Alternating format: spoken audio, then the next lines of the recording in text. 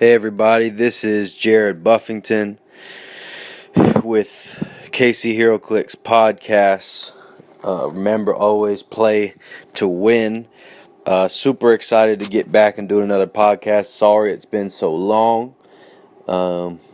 We've been gearing up for tournaments, and my wife and I just moved to Georgia, so it's been a big deal. I was actually trying to record this episode with my partner and my teammate Todd Solomon James, but we were not able to.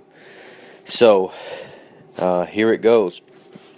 I wanted to first review some of the stuff we talked about on the last podcast, which a lot has happened since the first podcast. That was before Nationals, that was before Worlds, that was before Zombie Team Base rotated out, all of that stuff. And one of the things that I really wanted to take note of was what happened with the Quinjet. So if you listen to the podcast, remember I said that I had kept running into these Quinjet teams at regional tournaments, at WKOs, ROCs, and it was never actually a big problem. Like I've still yet to lose to a Quinjet team even now. And I kept seeing him run Jarvis, and I remember kind of ranting a little bit how Jarvis is not necessarily the answer for the Quinjet, and if you're going to make the Quinjet competitive, you're going to have to think outside the box with that. And then we saw that Worlds, Patrick Yapoko, I hope I'm not butchering his last name, he did that. He innovated. He didn't use Jarvis, and he optimized the Quinjet's utility by using two Ultron drones. And I think that is the biggest innovation that made the Quinjet what it is now, of having two Ultron drones instead of one. So we were right on that Jarvis was not necessarily the big thing, and if you're going to play Quinjet, you got to play more than one Ultron drone. Also, I was going on, I had the fear of Krang in me because Krang just demoralized me at the Florida State Championship, the ROC. But now we see that Krang has taken a heavy decline. I think it's the past 2 or 3 tournaments, maybe 4 tournaments, that there's no Krangs in the top 8. In fact, what we're going to talk about later is we went to Lee's, Alabama for a super qualifier, and there was no Krang there at all, period. And some of the things we see about Krang is Krang cannot consistently beat the Quinjet. And if it does beat the Quinjet, it's an uphill, tooth and nail battle. Nighthawk Prime kind of nukes Krang. Also, a good Nick team with the right map, a big open map, will nuke Krang. And also my teammate Solomon. When I say Solomon, I'm referring to Todd James, but that's his nickname that those that are close to him call him. He innovated this Skull Ship team. It's the Con Skull Ship, and he plays it, but he mostly stays on travel mode. So he has the high defense, and Krang, it just does not have enough life, and because it's kind of a tentpole team, doesn't have enough damage output and attacks to really defeat the Skull Ship. I mean, it's really because the Skull Ship's quintessent, so you can't outwit the defense. That Invincible is just kind of killing Krang. So Krang just has a lot of weaknesses.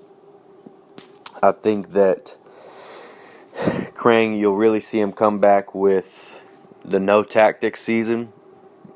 But also, I want to share some notes with you guys. I mean, I played the Krang, and my team and I, our team for now, the team's called Holy Ground.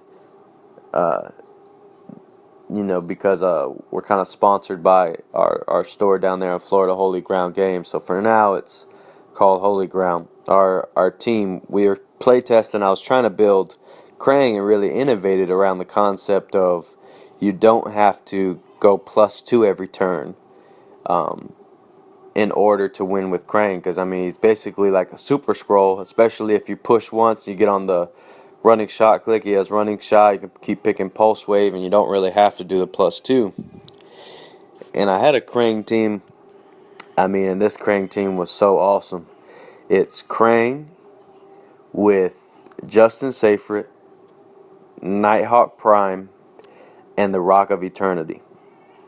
And you wait 2 turns, or you wait till turn 2 and you pick up your second relic, and you get the Rock of Eternity on click 2, which one of the Majestic guys won the California State ROC using Krang with the Rock of Eternity. Because without an action token, it gives Krang Flurry. So Krang had Flurry. I have Nighthawk Prime. I have Justin Seyfried. I call in. No, I don't call in for that, actually. So what we'll do is we would do Justin Seyfried power action, move across the board with Krang, attack, and then Flurry. And oh yes, I would call in. So this is what I would do. I would call in with Nighthawk. Iron Man. Iron Man would perplex up Krang's damage. Then we would boost to +2, and then Justin Seyfried power action move out.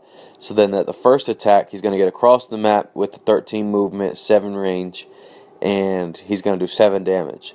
Then he's going to flurry for 6/6. So he's going to have 3 attacks, and with potential to do dishing out, 12 plus 7, 19 clicks of damage.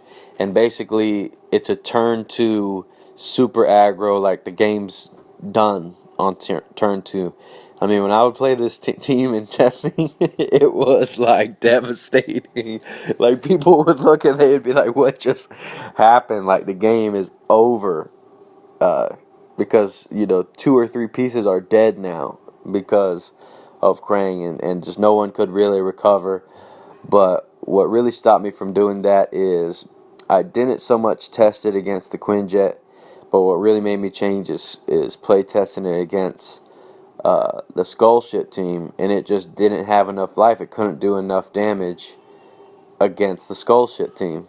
So it would get out there, do 7, but the 7's reduced to 3, and then it would do 6/6, so it's 9 clicks. Then Krang's on click 3, and then Wonder Woman's gonna come and see you. And it was just not. It was not easy, and I never won with that version of the Krang team. But it was like Krang max aggro, and against most things, it would take people by surprise, and it totally, like, play that at your local store, and they'll probably ban you from coming back. So cheesy. The other thing that we did with Krang, I played Krang, no Justin Seyfried. It was Krang, Nighthawk, and 2 Colossals. And it was Solaris and I think the Atom. And then I also had a Batman, Trinity Wars Batman with the ID card, and Green Arrow with the ID card. And what I was doing was, I possibly might have had Nick Fury with the ID card also, but I'm not sure.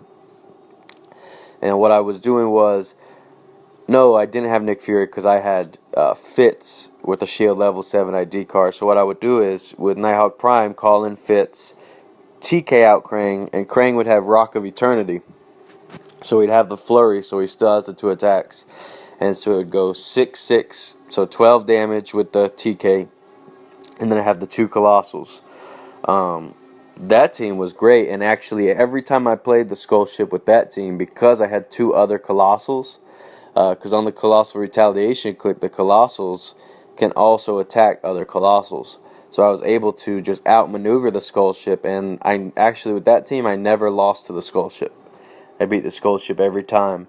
But then I played it against a standard Krang team, and it just couldn't hold up to a standard Krang team that well, even though the Nighthawk Prime was there. And I just knew this team versus the Quinjet, I don't think it's going to be that good. And I didn't like the feel. It would always be like bloody against the Skull Ship. Like, it was down to the wire. I only played it like 3 times, and it was never like a decisive victory. It was always like got lucky on some rolls, stuff went wrong for my opponent, and won. So I just didn't like the feel of it. So I didn't end up going with the Krang team, but I think Krang's going to see a huge comeback in no tactics. And also, if someone keeps that idea of Krang as a normal figure, I think it could possibly do better because maybe it can live longer. But against something like the Quinjet, it just doesn't have enough life. You're pushing yourself to do more damage. And, the Quinjets. The thing about the Quinjet with the Ultrons, it's almost always going to have 2 strong attacks that turn. Sometimes even 3 because some of the ID characters will have Flurry. So it's always going to have a chance pretty much to finish Krang if Krang went Colossal last turn and is on click 3. Because then you only need to give 5 damage. Wait, 3, 4. You got to give 6 damage. So, 2 attackers, you can give out 6 damage. So it's really easy to take out Krang. But, you know what I want to see? I really want to see Patrick Yapoko play a Krang team and beat Quinjet and beat everything else. I think that would be awesome. Patrick, if by chance you listen, want to see you break Krang further. That would be awesome. Also, something we didn't talk about was Mary Marvel, but I wanted to talk about it before I talk about the Alabama Super Qualifier because with Tom from the Meta Lab winning with that Mary Marvel, it made it like, and Mary Marvel won a WK, I think the one in New York or something. No, that was Coriander, not Mary Marvel. It's Coriander. But with that a lot of people are playing Mary Marvel at the Alabama, there was like 2 or 3 Mary Marvel teams. And I want to say about the Mary Marvel, I think it's good, but it just does not have enough output or enough stamina to beat some of the more competitive teams. Because it's pretty much the one Alpha Strike, and you're really hoping that goes over well. And around some things it can live, but against Quinjet, I think it's like a really bad matchup. And you gotta build with the intent of you gotta be competitive against the Quinjet. Because I think the guy from the Meta Lab winning against the Quinjet, I think that was more. I think one of the Quinjet teams had it was like an Avengers theme, so it wasn't the standard build, and it didn't have the best ID cards. And against Jason with the Quinjet, he could make a wrong choice with the ID call out. He could have some bad rolls, but consistently, Mary Marvel's not going to beat Quinjet. Not even 4 times out of 10. That's like a 3 times out of 10 win. And I think if you're going to go that route of that big Alpha Strike for a lot of damage output, I think Vanisher Double Clarion is a much better team for that style of play. Because the same style of play of we're going to move across the map, kind of like a hypersonic type thing, even though Vanisher's not hypersonic, you bring the 2 Clarions across the board, and you pop out Teagles.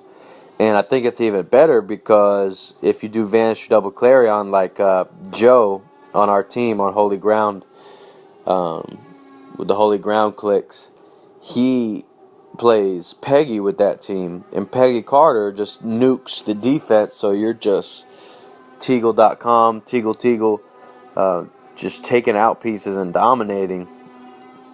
And I think that's a lot better than Mary Marvel, and that's just my opinion.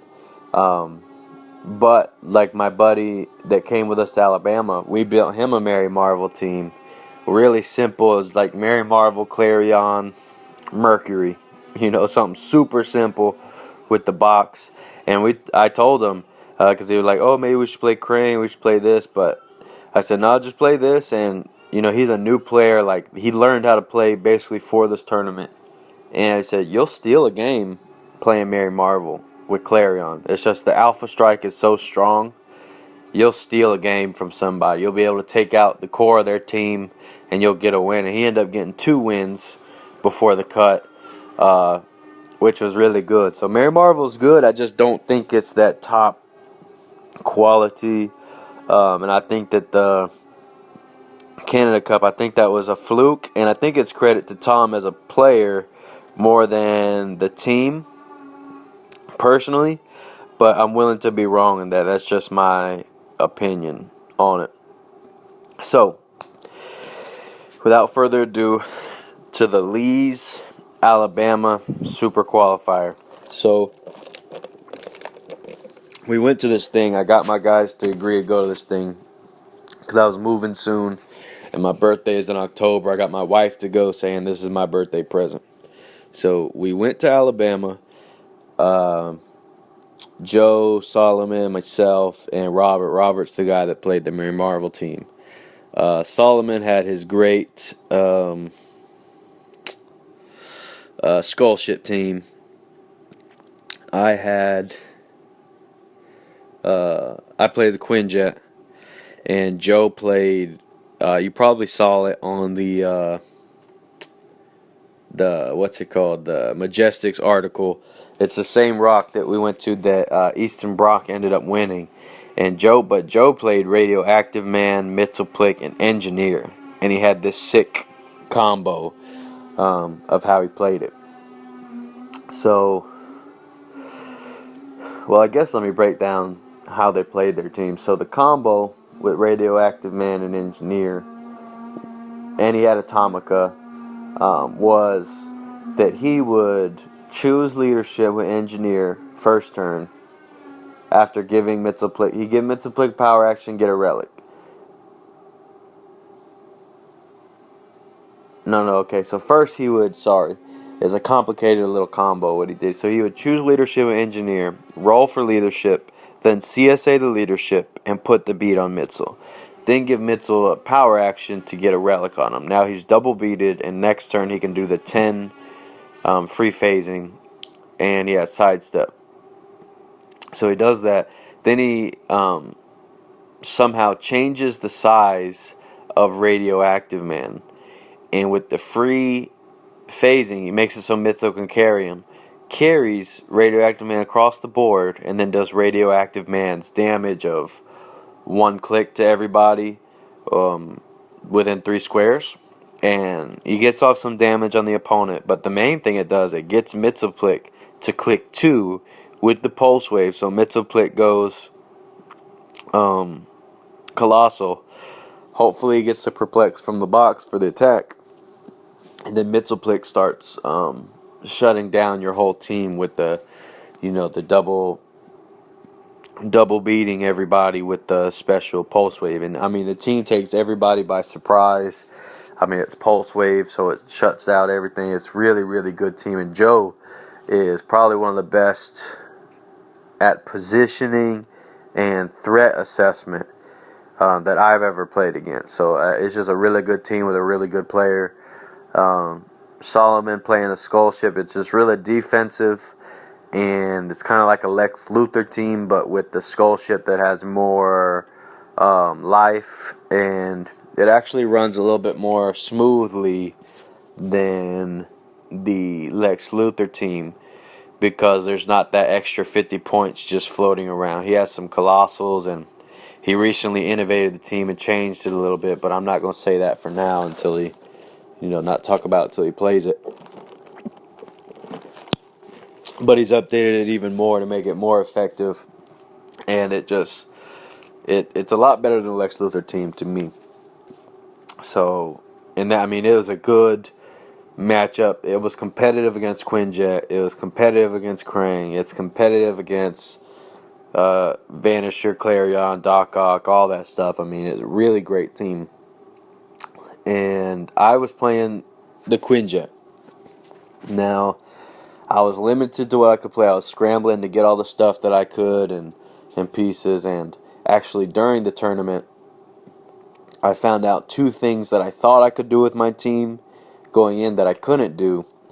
And it really kind of messed up my flow while I was playing. So, but here's the team. I played the Quinjet at full with the resource dial.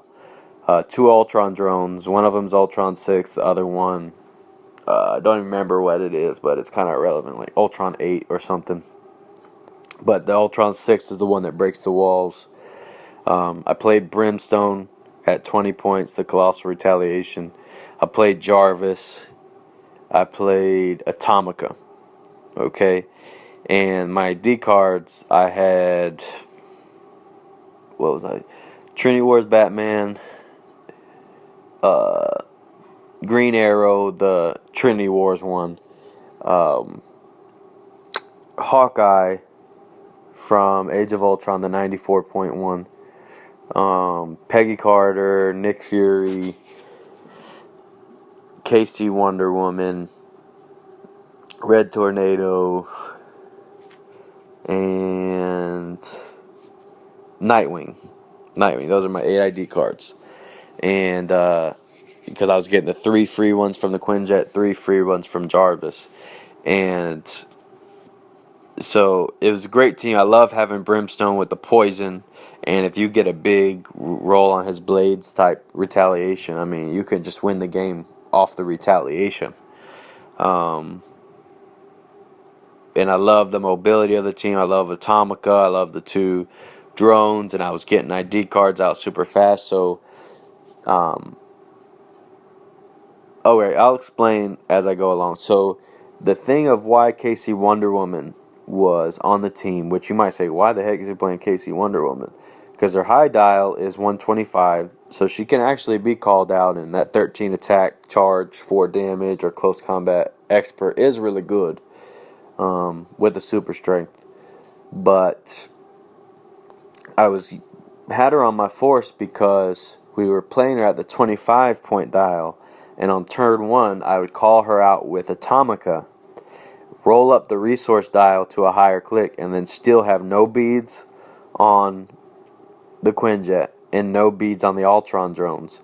So the next turn, I still have so much options, and even if you kill both Ultron drones with a War Machine or something like that, I can still call in a figure with the Quinjet and then free action call out a figure and still have the 2, strong attacks get off and kill a big piece with the retaliation, Colossal Retaliation, hopefully also.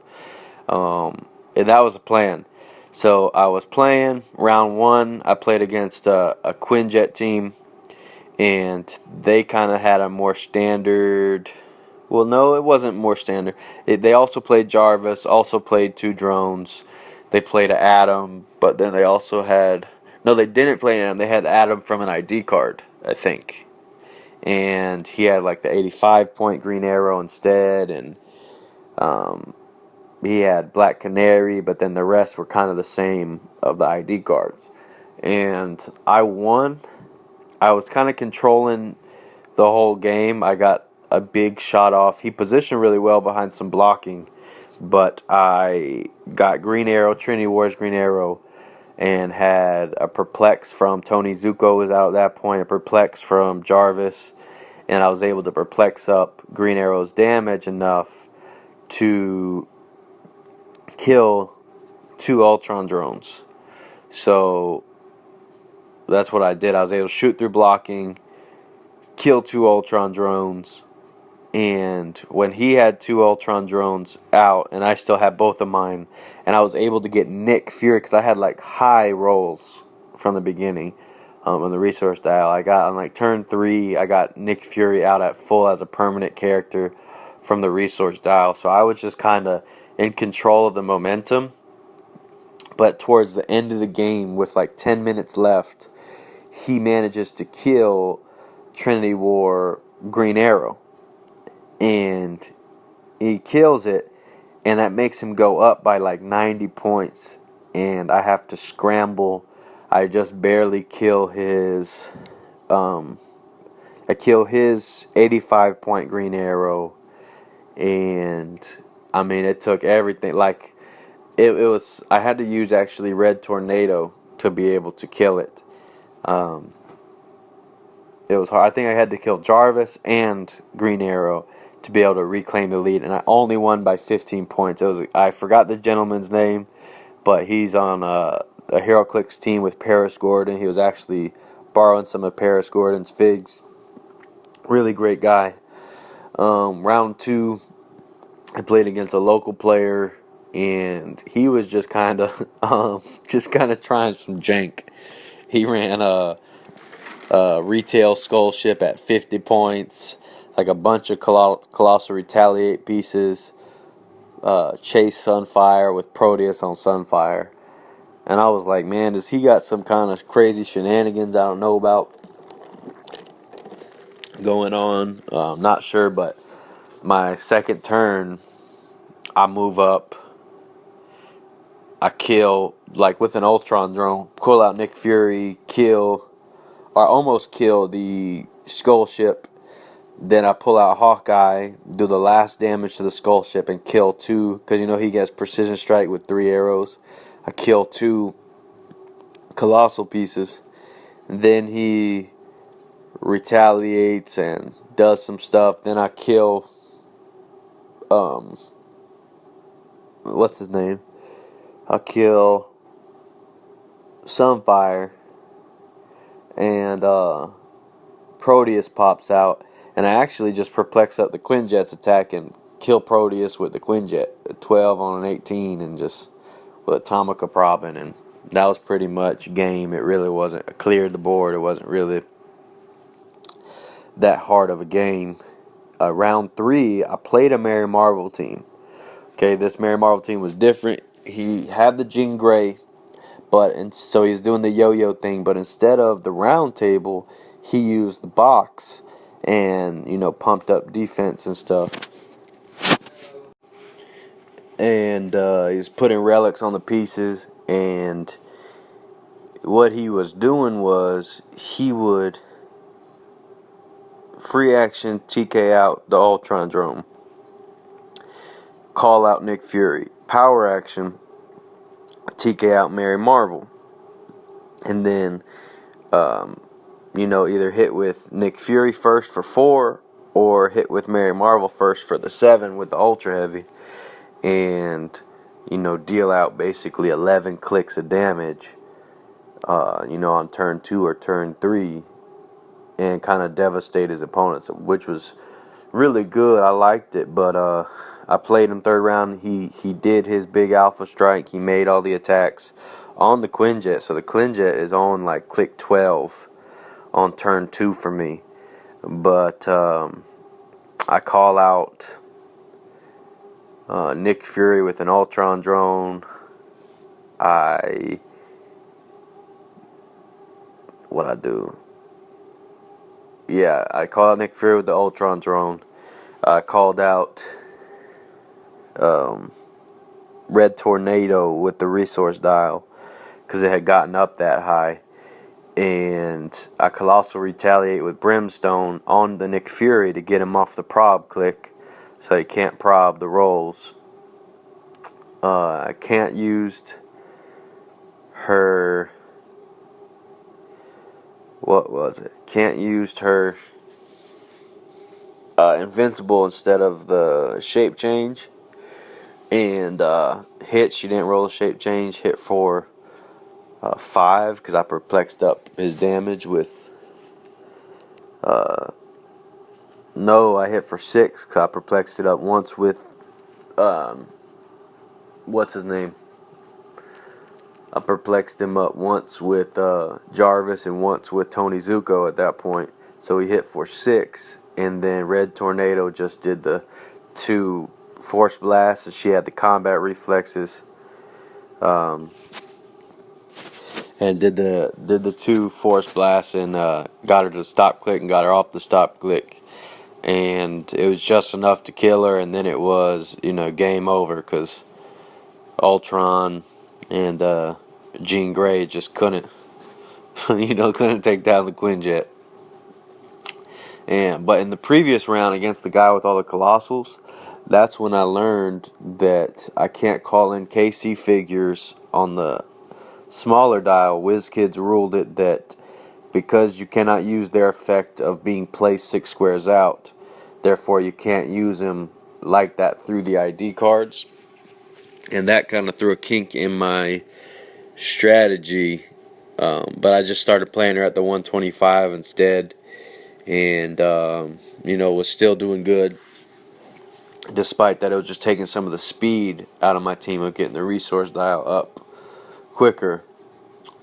And I also learned that your sideline characters now, the ID characters, you have to have them with a KO click showing, or else you can get disqualified because you can't look at their dial before you call them in, which was very interesting. So, I won that game against Mary Marvel. Game 4, I played against the really good player with a team I had actually built almost the same exact team in playtesting, but it wasn't working for me like that. He basically played Krang team, but instead of Krang, he played Solaris. Excuse me. And on Solaris, he put the Sloth relic, so it's the Ultron drone. What's he called? Ultron drone, Justin Seyfried, Baxter Stockman, and Solaris, and so he would put Sloth on it and kind of do the yo-yo thing back and forth. He took out my Brimstone first, and then took out a drone. But what really messed me up is he pointed out that I was putting Jarvis as a pilot, but Jarvis, because he's not 50 points or more, does not give the jet sidestep. So that completely threw me off. I realized what a crucial error in my team building I had made at that point. And it took me a little bit to recuperate mentally because I found that out mid-game from him. I was trying to just kind of over-dominate the Solaris, which it only has like 7 clicks, but you got to do 7 clicks and then another attack to get it off the stop click to die. And there were about 3 turns where I had chances to kill it. I got it down to its stop click, I think, twice.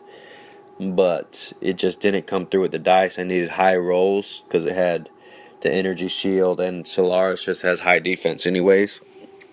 Oh no, he didn't have energy shield, he had Sloth, but he has energy shield a lot on his defense.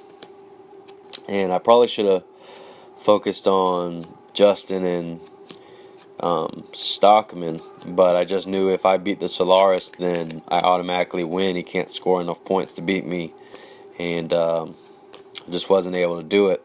So I lost that game, but I made top 8. At this point in top 8, I've had 2 team ruling alterations as far as for me, so I can't call out Wonder Woman like I wanted, and I'm not getting the sidestep or the pilot, which if I would have known that, I would have played Iron Man, the 50-point Agents of S.H.I.E.L.D. Iron Man on the sideline to get a pilot in there, which I wasn't able to do. And but I was feeling good with top 8, and I played a Lex Luthor team, and man, this game was crazy. And this is what I feel about Lex Luthor players. I'm kind of half joking, but Lex Luthor players are dirty guys. Not like hygiene or not like they have bad character, but it's just a grueling way to play the game and a grueling way to win. Because there's not decisive victories against any top tier teams. It's like you're betting on, because you only have 3 ID cards if you don't play the round table, which this guy was not playing the round table. And so you're betting on getting enough kills with those things and running for the rest of the game so that they can't kill you.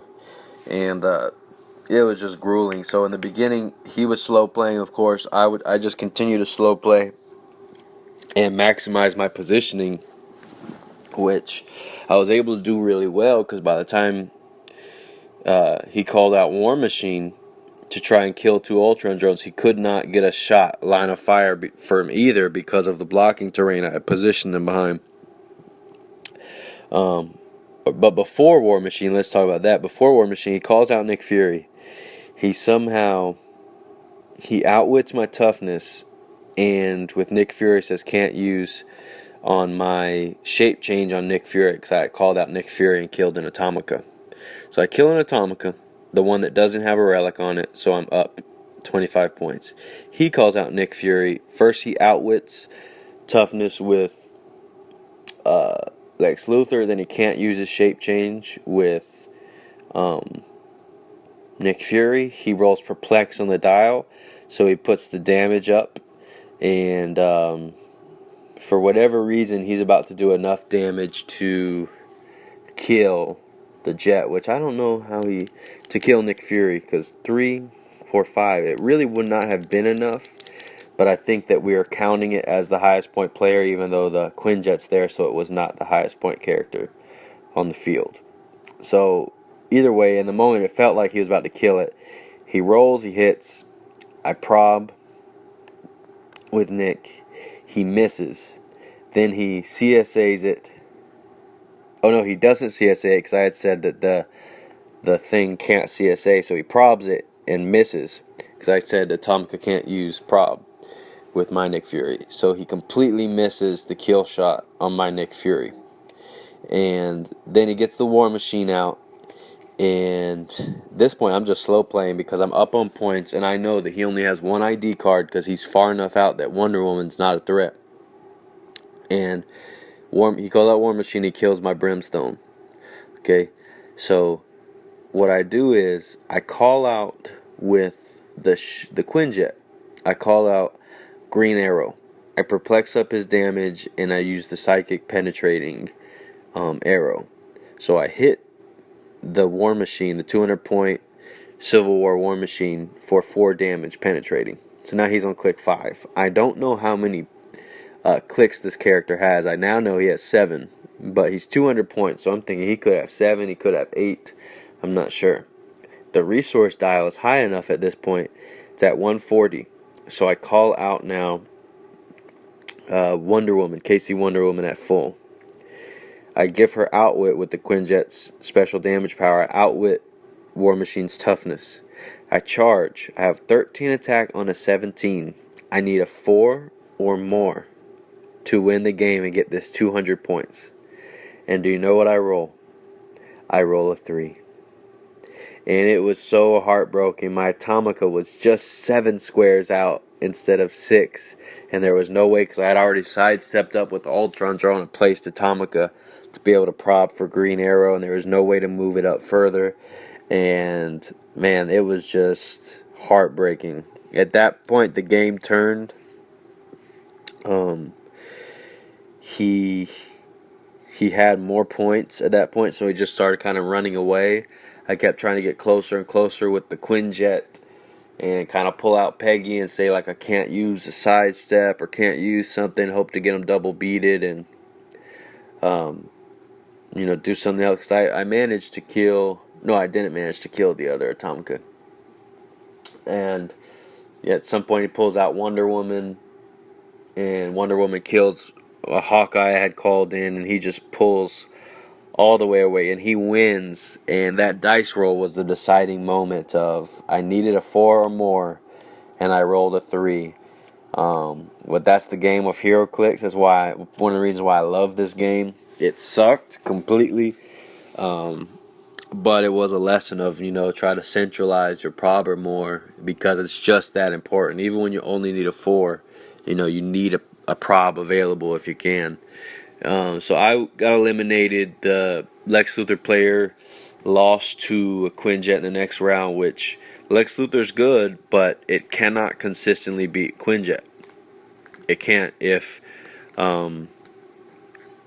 what was it that can beat Quinjet? If it's Krang or something that can beat Quinjet 3 times out of 10, Lex Luthor's going to beat Quinjet 2 times out of 10. Because, think he's betting on getting all the dice rolls himself and me not getting any dice rolls for him to really be able to win. So Joe made top 8. Todd did not make top 8.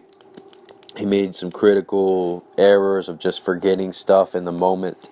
Even though he should have qualified, he just kind of forgot about powers he had available and different things. The team stratagem came to this tournament, and it's Easton Brock, his father, I think 2 or 3 other guys from their team, and they all had the Hydra hats, and it was awesome because I've been watching Agents of S.H.I.E.L.D., so I just was saying Hail Hydra at every opportunity.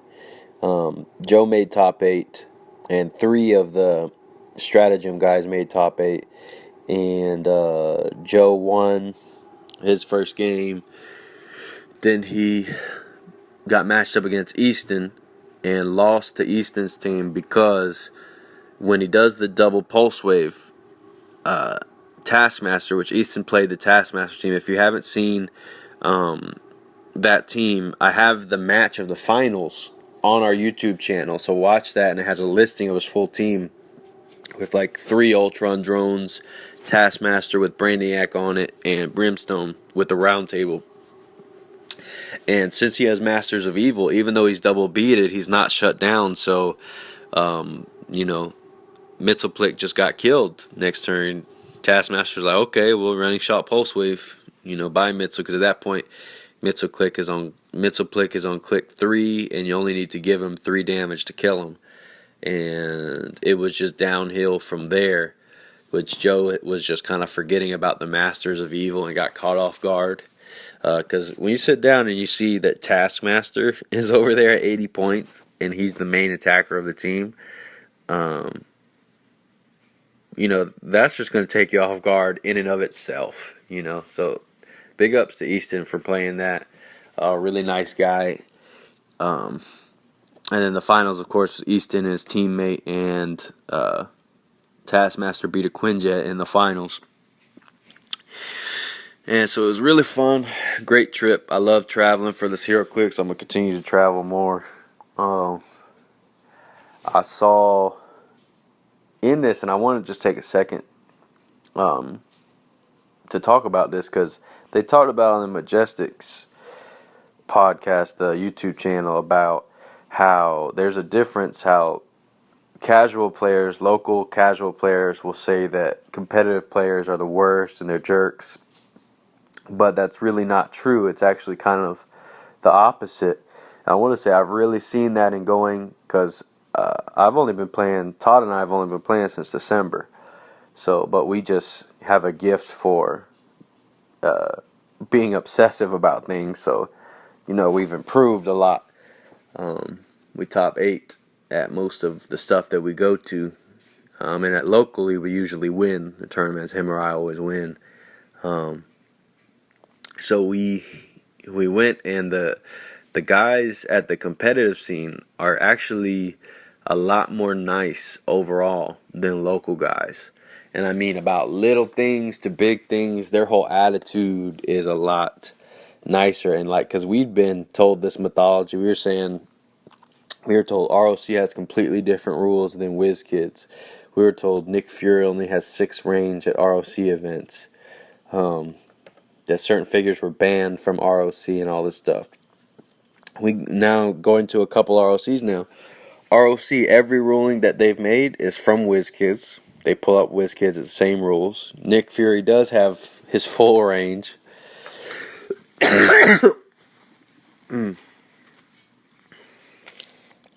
Excuse me. He does have his full range. It's not scary. The guys are not jerks. And one thing I've noticed, that usually the worse the player, the more of a jerk they are. The nicer they are is usually the better they are. Easton brought in the finals. The guy forgets to roll shape change, and Eastern Brock kills his figure. The guy says, "Oh, I could have rolled shape change." Eastern Brock says, "But you forgot." He said, "Yeah, you're right." And then he says, "Yeah, but go ahead and roll it. I don't want to beat you like that." And he lets the guy roll the shape change. And when he was playing Joe, Easton was playing against Joe. Joe, not realizing some of the positioning, does some actions and goes in. And then Joe said, "Oh, I didn't realize this. I shouldn't have done that." Easton says, "Yeah, I was wondering why you did that too. You can take it all back." After the turn had already taken 5 or 8 minutes already, he just, take it all back.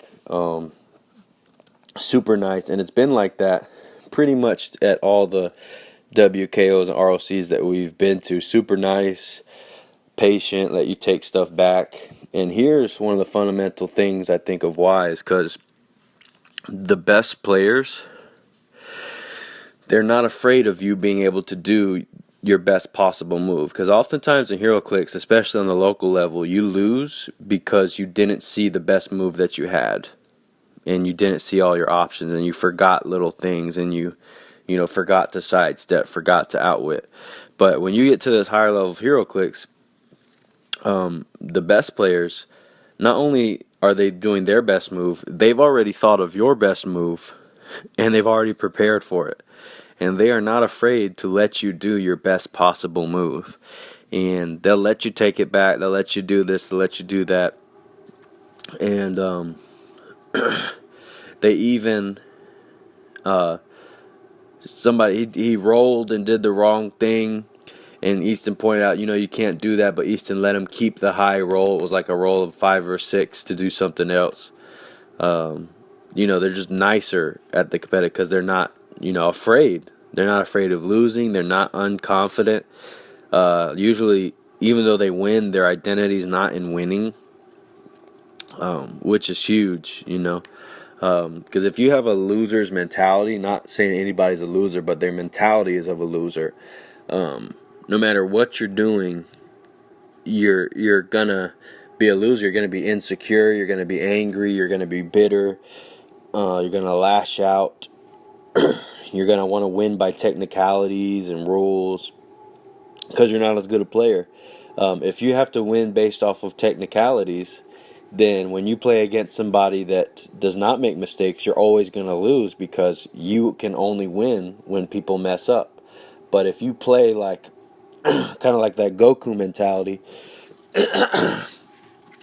of I want to play you at your strongest, that means if I win, I'm actually stronger than you. I don't want to take advantage of you. I don't want to win. I want to be as strong as I possibly can. And normally losers or like mean locals, they don't have that mentality if they want to be as strong as they can. Sometimes it's laziness. Sometimes it's not wanting to keep up with the new figures, the new rulings, different stuff, and they just want to kind of, feel good without having to put in the effort or feel like they're better or throw a reason out of, oh, you played cheese, you played, competitive team, we're just trying to have fun. But then they're petty at the same time about all the rules and about the roles and about, stuff like that. So I wanted to say that what they said in the Majestics podcast is actually true from what we've seen. And also, ROC is not different rules from WizKids in general. There might be some little things that I don't know about, but from what I've seen, they're exactly the same in the rules. So, let me see. Did I have anything else on my list? Had a list of what to talk to you guys about. Yes. Oh, so superior foes, just a rundown. I know everybody's kind of previewed this to death, but I'm not going to preview it. Just going to say the things that I'm looking forward to from superior foes. I'm really overall not impressed with the set. If it wasn't for the fact that I love Spider-Man and love the symbiotes, I would not really even want it at all. I actually have only bought one pack trying to pull a Devil Dinosaur. I pulled a Spider-Gwen and traded it for Devil Dinosaur.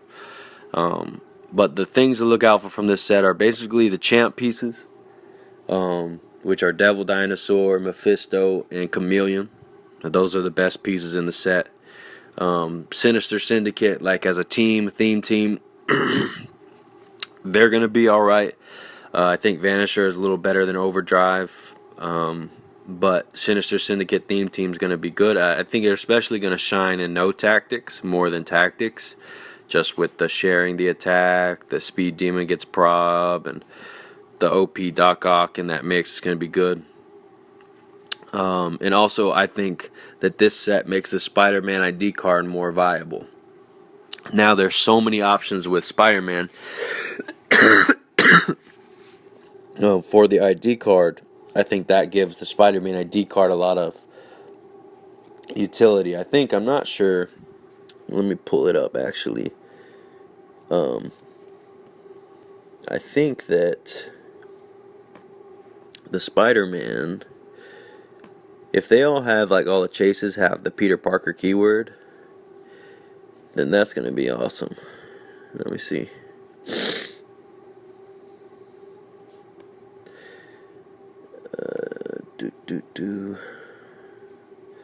Sorry, the internet's getting right now.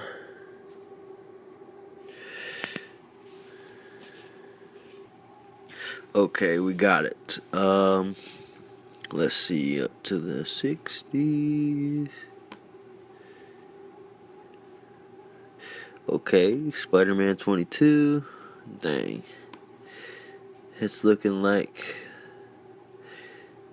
they're not all going to have the Peter Parker name.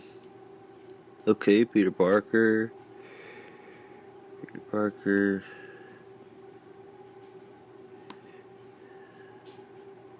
Okay, cool. So some of them, like Spider Knight's gonna have the Peter Parker name. Cyborg, Spider-Man has Peter Parker name. Superior Spider-Man Noir.